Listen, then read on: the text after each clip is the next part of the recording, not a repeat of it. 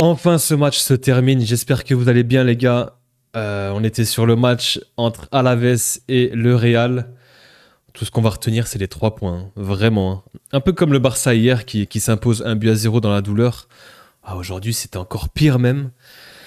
J'ai vraiment pas pris du plaisir devant ce match. Une purge.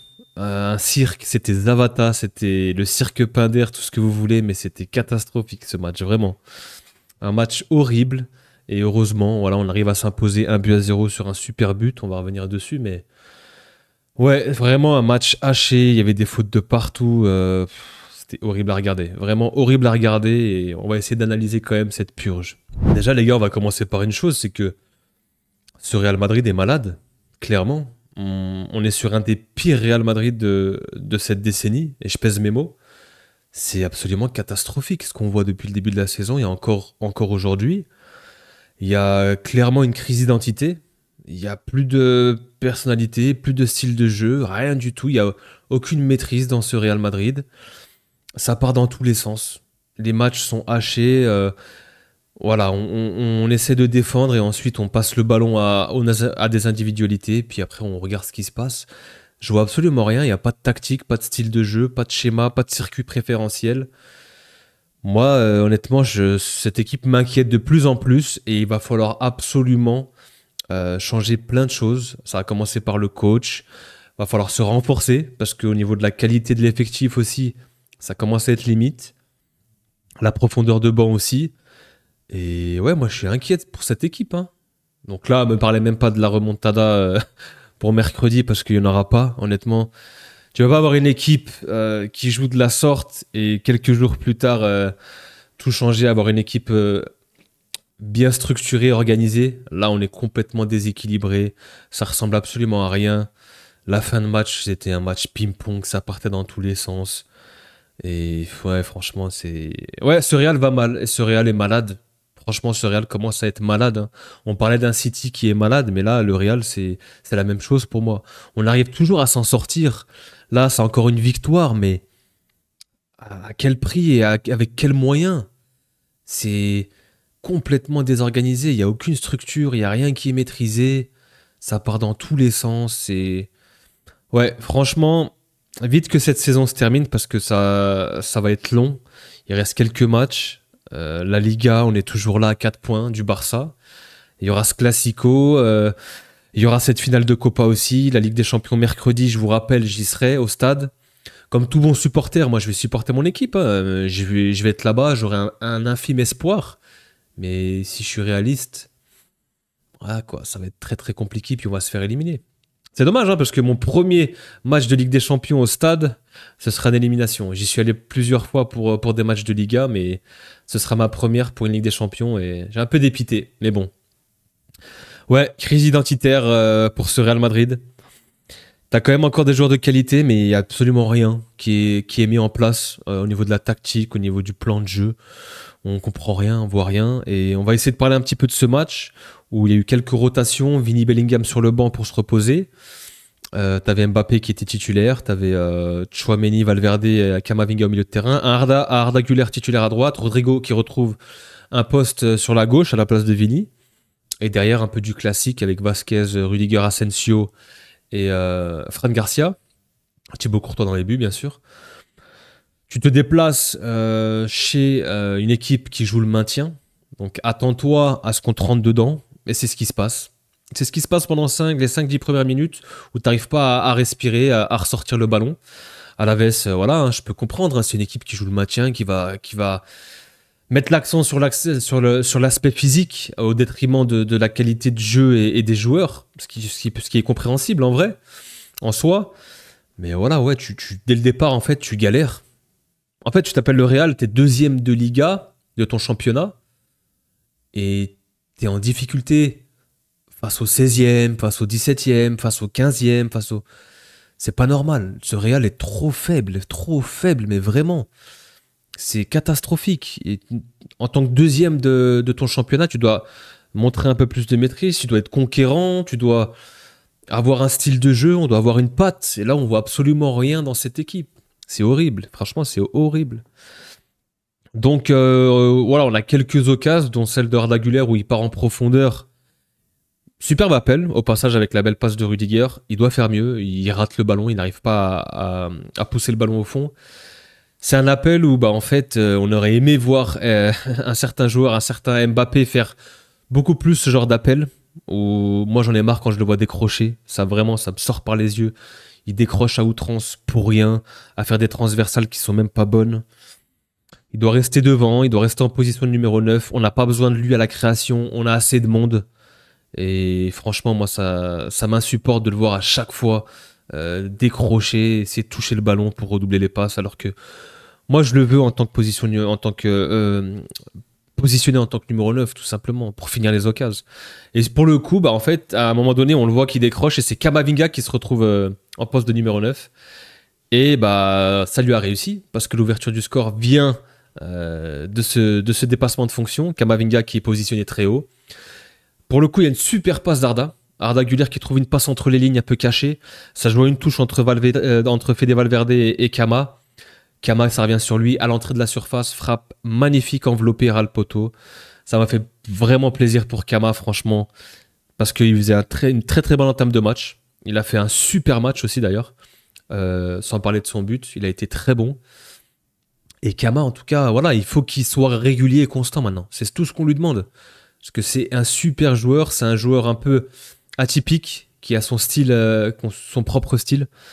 Et c'est un joueur qu'on sait qu'avec le ballon, il est capable de percuter, casser des lignes. Il a cette finesse technique. Il est capable aussi de défendre, d'être dans la pression, faire du pressing. Voilà, maintenant, ça manque juste de régularité. Faut qu'il performe sur plusieurs matchs à la suite. Et on va avoir besoin aussi d'un grand Kama contre Arsenal mercredi. Pour le coup, super but, ouverture du score. Donc après, oui, il y a ce but annulé aussi d'Asensio. Dommage, Rudiger qui prive du premier but d'Asensio avec le Real, avec cette poussette du cul. Je sais pas ce qu'il a, Rudiger, à se frotter à chaque fois. Ce mec-là, il aime trop se frotter, que ce soit aux attaquants. On se souvient avec Haaland, il faisait de la zumba avec Haaland, il se prenait comme ça, bras dessous. Il aime bien se frotter aux attaquants, et là, il va se frotter au gardien, il lui met un petit coup de cul. Voilà, et à faute, logique, but refusé. Et puis il y a ce fait de jeu.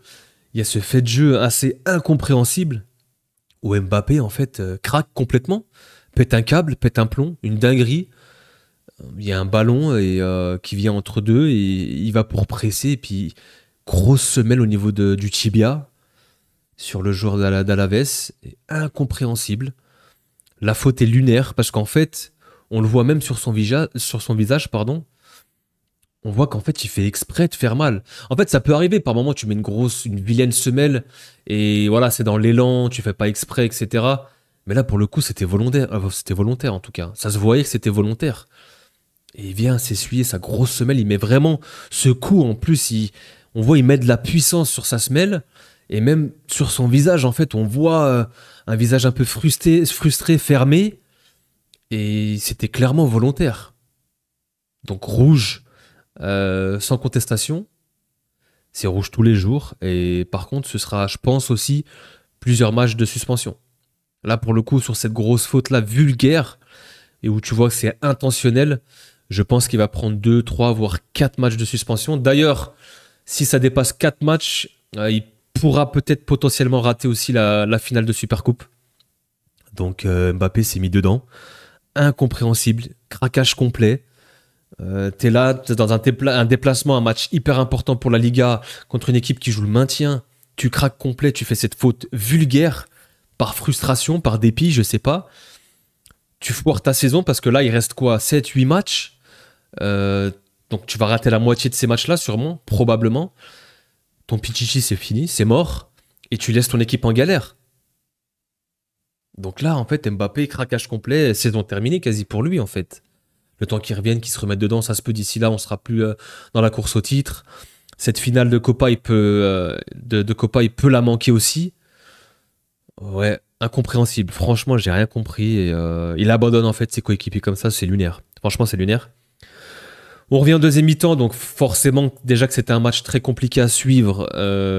Pour le coup, là, avec ce carton rouge, tu sais que tu vas être dans une physionomie où tu vas défendre. C'est ce qui se passe tout au long de cette deuxième mi-temps. Et voilà, il y a Vinicius et Bellingham qui rentrent à l'heure de jeu. Vini qui part en profondeur, qui obtient une faute. Et là, pareil, grosse faute assez vulgaire, carton rouge. Donc les deux équipes se retrouvent à 10.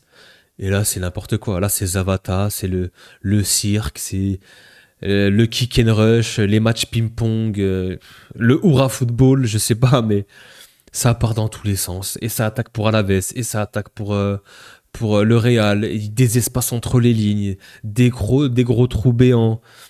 Plus rien, il n'y a plus aucune maîtrise, il se passe absolument plus rien. Ça part dans tous les sens, et c'était de l'attaque-défense de chaque côté. Et à un moment donné, il y a un 2 contre 1 où Bellingham joue très mal le coup. Il veut jouer avec Vini, c'est contré, ça revient sur lui. Au lieu de la mettre à Vini en une touche ou de faire un crochet, de la donner, il y avait Tchouaméni, il me semble, et Vini, il tire en pleine puissance sur le gardien, il regarde même pas la cage. Très mal joué de la part de Bellingham. Mais c'était un match haché en plus de ça, où moi heureusement qu'on n'a pas de blessés. En tout cas, on verra, parce qu'il y a eu beaucoup de fautes, un match haché. Alaves a découpé, hein, de toute façon, voilà, c'est un peu le style de jeu de ces petites équipes en Liga. J'espère qu'il n'y a pas de blessés, mais il y a eu pas mal de fautes. Et là, a posteriori, la première vue, je pense qu'il n'y a pas de blessures. Il y a peut-être des petits hématomes ou des choses comme ça, mais pas de grosses blessures, en tout cas j'espère. Un point positif quand même dans ce match, Ceballos qui refoule une pelouse après un mois et demi, qui revient sur le terrain, ça fait plaisir. Et en une action, à un moment donné, il perce plein axe, il met ce petit pont, ce crochet. Ça fait plaisir de voir Dani Ceballos. Franchement, même moi, qui l'aurait cru un jour que j'aurais dit ça fait plaisir de revoir Dani Ceballos sur un terrain de foot. Alors qu'à l'époque, c'était le joueur dans la rotation de la rotation, le 5e choix. Mais en tout cas, ouais, ça fait plaisir. Très bonne nouvelle. Je sais pas s'il sera titulaire, je pense pas contre Arsenal, mais il pourra jouer. Il fait du bien au milieu de terrain. C'est un régulateur, c'est un catalyseur dans les passes, etc. À un moment donné, on le voyait, il disait calme, calme. Donc on va avoir besoin de ce genre de joueur de toute façon. Mais moi, j'ai un petit peu peur pour la fatigue aussi des joueurs. Beaucoup d'énergie. Comme Mbappé, tu laisses tes coéquipiers à 10. Du coup, tu laisses beaucoup d'énergie, tu défends beaucoup. Ouais, en plus, bah forcément qu'on voulait déplacer ce match de base. Et tous les autres équipes des quarts de finale ont joué samedi. Des quarts de finale de Ligue des Champions. Il n'y a que nous qui avons joué aujourd'hui. Il y a un match assez énergivore en plus de ça. Et on rejoue mercredi à domicile. Encore une fois, comme je vous ai dit, j'y serai. J'ai hâte quand même. Ouais, on va retenir les 3 points. Toujours 4 points d'écart avec le Barça. C'est pas fait. Moi, je pense que ce Classico qui arrive là bientôt, ça va être un tournant. Faudra pas faire de faux pas sur les matchs restants. Mais ouais, franchement, laborieux. Hein. Vraiment laborieux ce Real cette saison. Et vite que cette saison se termine.